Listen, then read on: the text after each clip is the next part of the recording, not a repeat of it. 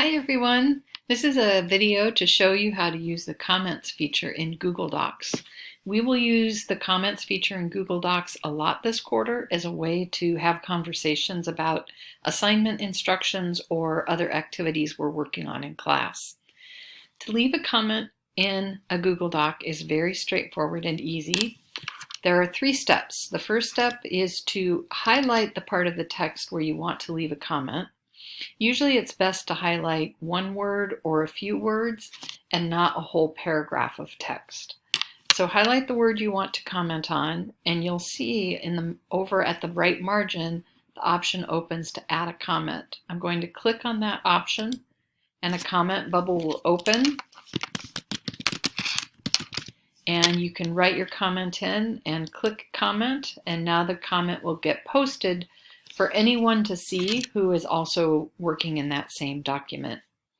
It's also helpful to know that you can respond to somebody else's comment. So when I click on that comment, 2 things happen. One thing is you see the part of the text the comment is associated with, and you also see an option to leave a reply. So you can reply to other people's comments, answer their questions, add another comment, expand on a question or comment. You might also be happy to know that if you leave a comment and realize you want to change it in some way, you can edit your own comments. You cannot edit someone else's comments. When you click on the 3 dots here, some options will open. You can click edit to edit the comment you have left.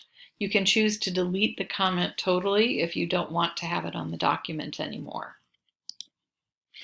The other thing it can be helpful to know is when there are a lot of comments in a document, it can be hard to make sense of which comments are associated with which parts of the text in the document.